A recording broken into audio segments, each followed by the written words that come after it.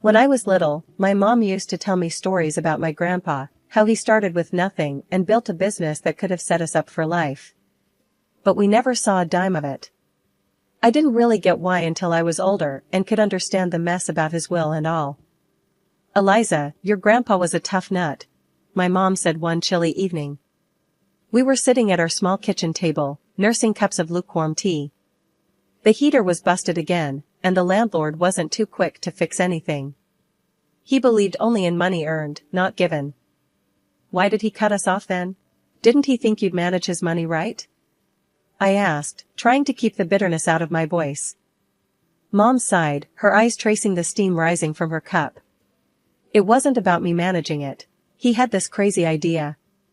Made a will that only gave his fortune to someone who made it big on their own, $500,000 at least in their business." "That's just cruel," I muttered. The idea seemed ludicrous, a game set by a man who loved his money more than his family. "It was his way or the highway," Mom continued. "When I argued with him, he practically disowned me. Said if I was any good, I'd earn my way without his help. The unfairness of it all gnawed at me. Here we were, scrimping and saving every dime, while someone out there was living it up on what should have been ours. Ever since I was a kid, I had a knack for spotting a chance to make a buck. I'd set up a lemonade stand at the local golf course on sweltering summer days. 50 cents a cup. I'd holler, waving to the thirsty golfers. They couldn't resist the pitch from a freckle-faced kid with a pitcher. "You sure know how to hustle, kiddo," an old golfer named Hank once told me, chuckling as he handed over his change. "Keep that up, and you'll be a tycoon one day." I grinned, pocketing the coins. Just saving up for something big, I'd say, my mind always on the next big thing. And it wasn't just lemonade. I made homemade baubles and bracelets, stringing them together from beads I'd find at the dollar store. I sold them wherever I could, neighborhood block parties, school events, even at the front yard during garage sales. Trading wasn't just fun, it felt right, like I was meant to do it. "Eliza's got her own little business empire going," my mom would joke to her friends, but there was a hint of pride in her voice that made me stand a little taller. But it was the sewing that really caught on. When I managed to buy that old sewing machine from a garage sale, it was like all my Christmases had come at once. Teaching myself to sew wasn't easy. The machine was temperamental, and the tutorials online weren't always clear, especially when the internet connection flickered in and out. But I stuck with it. Soon, I was turning drab thrift store finds into trendy outfits. "Eliza, is that the same shirt you wore last week?" Sarah sneered one day as she caught me at my locker. "Looks different." "Yep, gave it a little makeover," I said casually, slamming my locker shut. "You should try it sometime, might improve your attitude." She scoffed and strutted away, but a couple of other girls lingered. "That was really cool what you did with your shirt. Could you do mine?" one of them asked, a shy smile playing on her lips. "Sure thing. Bring it tomorrow," I replied, my heart swelling with pride. Word got around, and soon I was taking custom orders.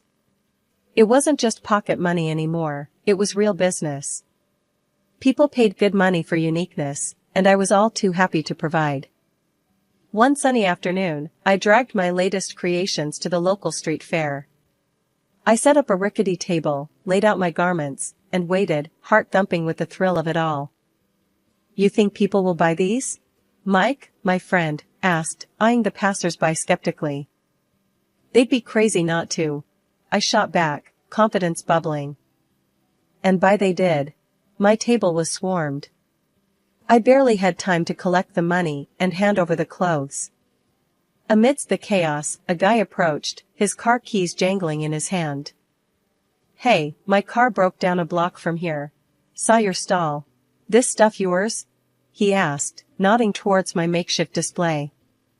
"Yeah, all made by me." "You need something to pass the time while waiting for a tow?" I joked, handing him a shirt.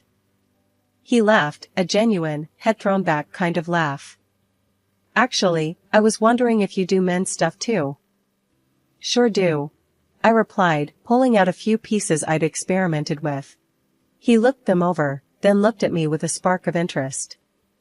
You've got talent. Ever think of making this a real business? Every day, I said, not missing a beat. His smile widened. I'm Jack, by the way. Eliza, I said, shaking his hand, feeling the weight of the moment. This wasn't just another sale. This felt like a doorway, swinging wide open. As the day wound down, I counted the cash, a sense of accomplishment washing over me. This was it. I was making it happen, one stitch at a time. Told you they'd love your stuff, Mike said as he helped me pack up. Yes, you were right, I admitted, unable to keep the grin off my face. Looks like I might just make that $500,000 mark after all. After Jack and I met at the fair, things kicked off faster than I expected. He wasn't like the guys I knew, he came from money, but he had a way of making you forget about that when you were with him. He had this laid-back vibe, always laughing, always making plans. We started seeing each other more, and it wasn't long before we were seriously dating. One day he said, Eliza, I think it's time you met my parents. The thought alone made my stomach churn. I knew his folks came from old money, the kind that looked down on people like me. Are you sure? I asked, my voice tense. I don't think they'll like me much. Jack laughed it off. They'll love you. Don't worry so much. The drive over to Jack's parents' house felt like the longest ride of my life. Jack kept talking about mundane stuff, probably trying to ease the tension, but my stomach was in knots. We turned into a long driveway, and there it was, a massive house that looked more like a museum than a home. We walked up to the grand entrance, and the door swung open before we could even knock. There stood Jack's mom, Mrs. Thompson, dressed impeccably in a way that made me feel underdressed instantly, despite my careful choice of outfit. Jack, darling, she exclaimed, pulling him into a hug, then turned to me with a polite smile that didn't reach her eyes. And you must be Eliza. We've heard so much about you. Her words sounded warm, but her tone was anything but. I forced a smile. Thank you for having me, Mrs. Thompson. Jack led me inside, and that's when Mr. Thompson appeared. He was a tall, stern-looking man with a firm handshake that felt more like a test than a greeting. Eliza, a pleasure, he said, his voice deep and unemotional. We moved into the living room, which was as grand and cold as the rest of the house. Everything felt stiff and formal. We made small talk, or at least, they did. I mostly nodded and smiled, feeling out of my depth. Dinner was served in a dining room straight out of a magazine, with crystal and fine china that looked like it should be locked up in a display case, not used for eating. We sat down, and that's when the real interrogation began. So, Eliza, Jack tells us you're into fashion design, Mr. Thompson began, eyeing me like I was a problem he needed to figure out. Yes, I run a small business. I design and sell clothing, I responded, trying to keep my voice steady. Self-made then. How entrepreneurial, he commented dryly. His tone suggested it was less of a compliment and more a checkmark on a list of curiosities. Mrs. Thompson chimed in with a smile that felt more like a wince. And your family, dear, what do they do? Well, it's just me and my mom. She's a nurse, I said, feeling the weight of each word. Oh, I see, Mrs. Thompson replied, exchanging a glance with her husband that I couldn't quite read. The conversation stumbled along until coffee was served, and then Mrs. Thompson's polite mask slipped. Eliza, I must be honest. We have certain hopes for Jack, and his partner's background is important to us. It's essential for maintaining the family's reputation and legacy. Finally, she put her fork down and said flatly, well, it's clear you've done quite a bit despite your background. But I don't think you're suitable for our son, I'm afraid. Her words hit like a slap. I sat there, stunned, as she got up from the table. I won't waste more time here, she declared and left the room without another word. Jack was quick to comfort me, his face flushed with embarrassment. Eliza, please, don't take it to heart. She said in her ways. It was tough to swallow. The evening had turned into a stark display of where I stood with his family. Despite Jack's reassurances, the shadow of that dinner lingered, casting a long, cold shadow over what should have been a happy milestone. The engagement happened despite the frosty atmosphere at dinner that night at Jack's parents' house. His folks made it clear they weren't thrilled, but Jack went ahead with the proposal. We were officially engaged, and while I was over the moon about us, the chill from his parents was something I couldn't shake off. A few weeks after our engagement, I got a call from Mrs. Thompson, Jack's mom. Her voice was formal, icy. "Eliza, I'd like you to come over. We need to discuss something important." When I arrived, both of Jack's parents were waiting. The house felt colder than ever, like all the warmth had been sucked out of it. Mrs. Thompson didn't waste any time. "Eliza, we've looked into your background thoroughly," she began, her tone sharp and unwelcoming. Mr. Thompson nodded, his face stern. "It's clear you come from a very different world than ours." His wife continued. "And frankly, we feel you're hunting for wealth, climbing through our son. But we won't allow our family fortune to be jeopardized." The words stung, but before I could react, Mrs. Thompson slid a stack of papers across the table towards me. "Since I can't convince Jack to rethink this marriage, you'll need to sign these," she said flatly. I picked up the papers. They were a prenuptial agreement. As I read through, it was clear, I wouldn't lay claim to any of Jack's wealth, and neither would any children we might have. Without hesitating, I signed them. "I'm not marrying Jack for his money," I said, handing the signed papers back to her. Mrs. Thompson looked taken aback, her eyes wide. Even Mr. Thompson raised an eyebrow, surprised by my quick compliance. I left their house feeling a mix of relief and resentment. At home, I told Jack everything. He laughed it off. "Wow, you really showed them. Good for you." But his laughter didn't sit right with me. "Aren't you bothered that your mom thinks so lowly of me? She humiliated me, Jack."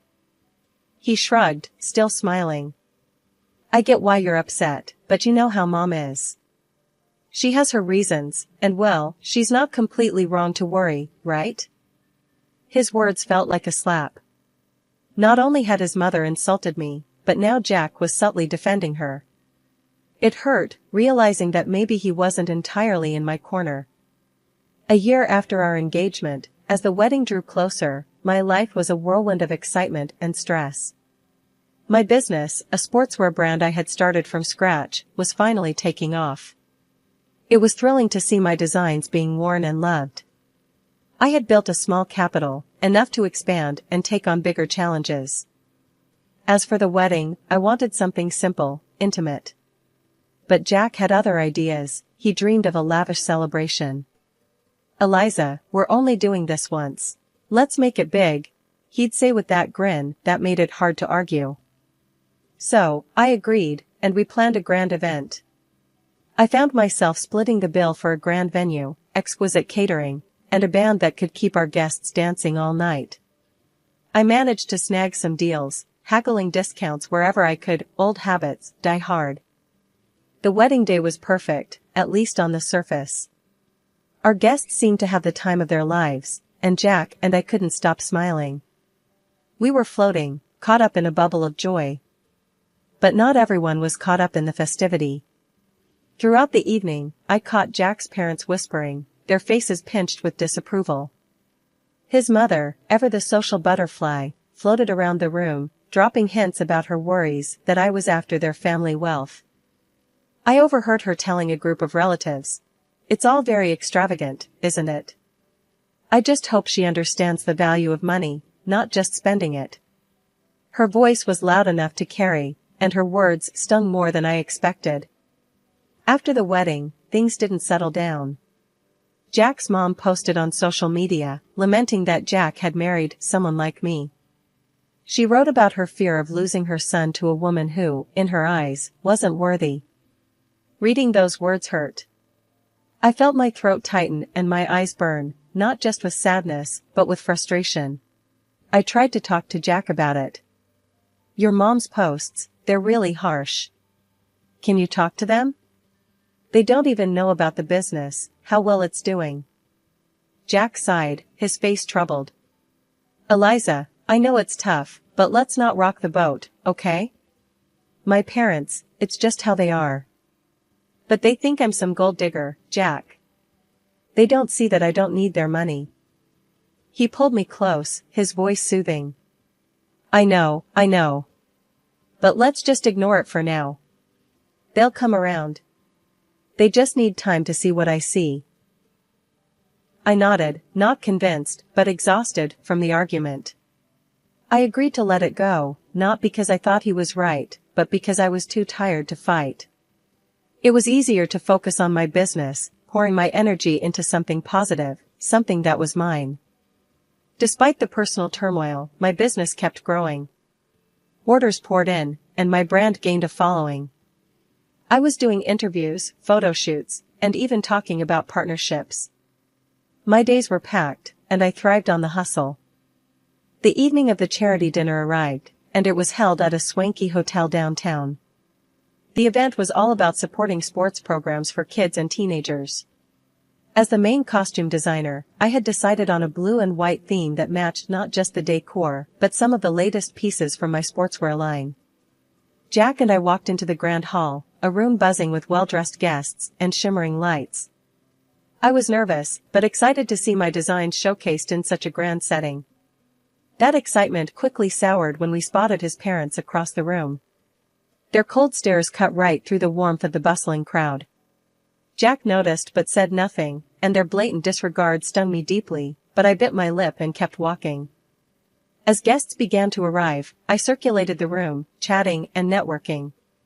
Jack was by my side, his usual charming self, but I could tell he was a bit overwhelmed by the scale of the event. You're really pulling out all the stops, huh? Jack commented as we watched the crowd from a distance. Go big or go home, right? I replied with a wink. Eliza, you've outdone yourself, a familiar voice said from behind me. Turning around, I saw a local sports celebrity who'd worn my designs before. These uniforms are fantastic. Thanks so much. Enjoy the evening, I smiled, handing them a business card. Let's catch up soon.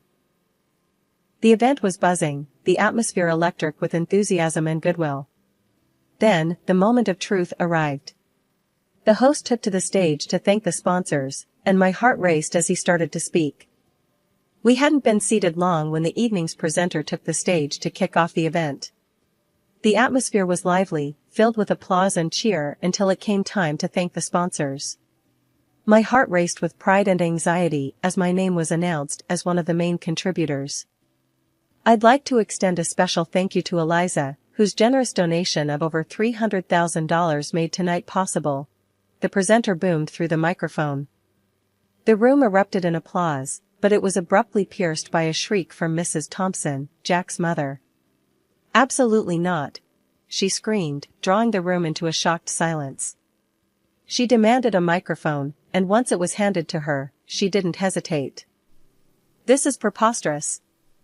Eliza couldn't possibly afford this.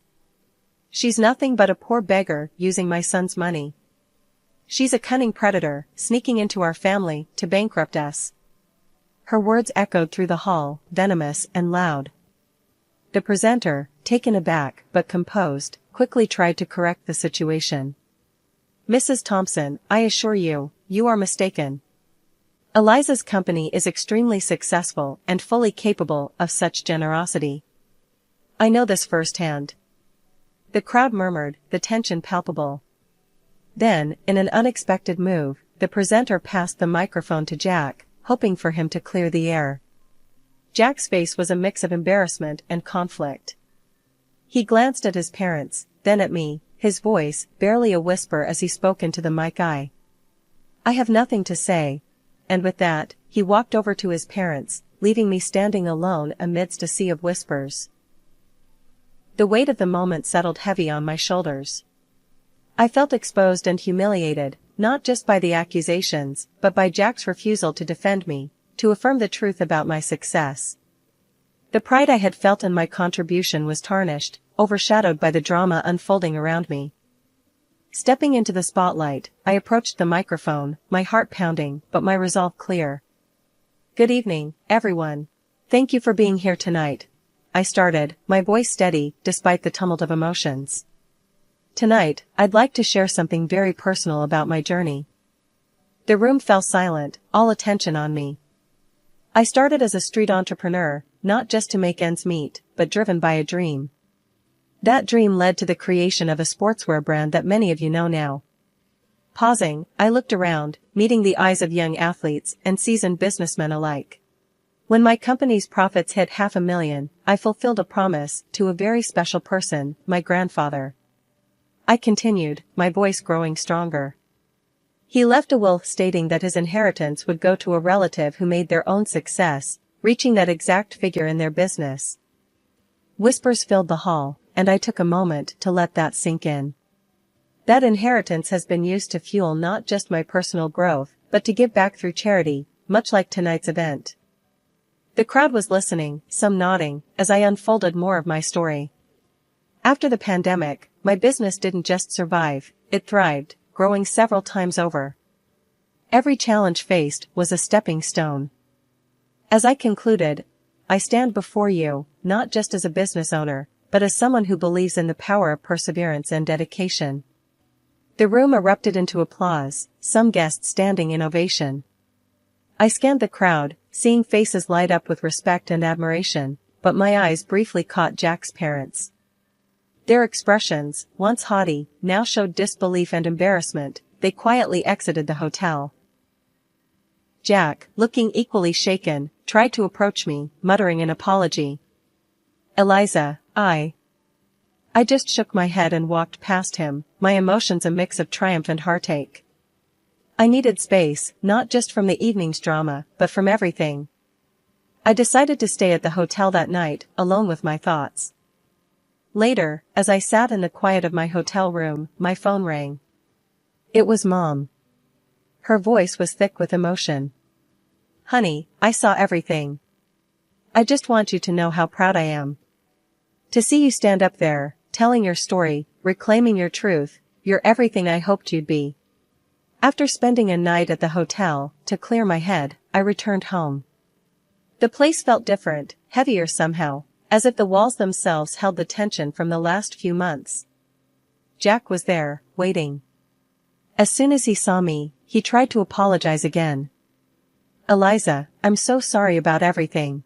Can we just forget all this and start over? He pleaded, his voice desperate. I shook my head, the decision heavy on my heart, but clear in my mind. Jack, I can't. I don't want to be with someone who can't stand up for me, who sides with his parents over his wife. It's not just about last night. This has been building for a long time. His face fell, and he reached out, but I stepped back.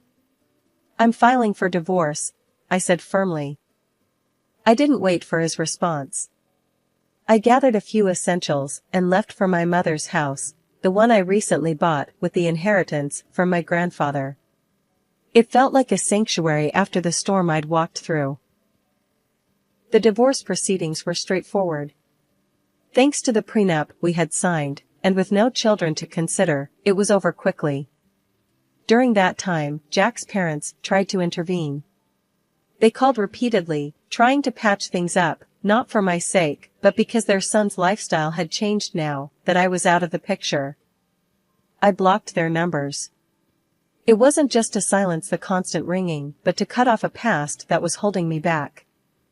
Through friends, I heard Jack started drinking, lost his job, and eventually, his parents disowned him, not wanting to tarnish their reputation with his downward spiral. I felt a pang of sorrow for him. Despite everything, I never wished him ill. But I knew I needed to move on. I couldn't dwell on what had been, only on what could be. Living at my mom's place gave me the peace I needed to think about my next steps. The business was still thriving, and I poured more of myself into it, not just to distract from the divorce, but to rebuild stronger foundations for my future. One evening, sitting in the garden my mom and I had started together, she turned to me, a soft smile on her face. You did the right thing, Eliza. It's tough, but you're tougher. And I'm here, always. Thanks, Mom. I know. It's just a lot to process, I replied, feeling the weight of her support. As long as you remember that you're not just surviving, you're building, learning, and growing. That's what matters, she said, squeezing my hand. She was right. The end of my marriage wasn't just an ending. It was a gateway to a new chapter. One where I could make decisions without second-guessing if someone had my back. One where I could stand on my own, not just as a successful businesswoman, but as a person reshaped by her experiences.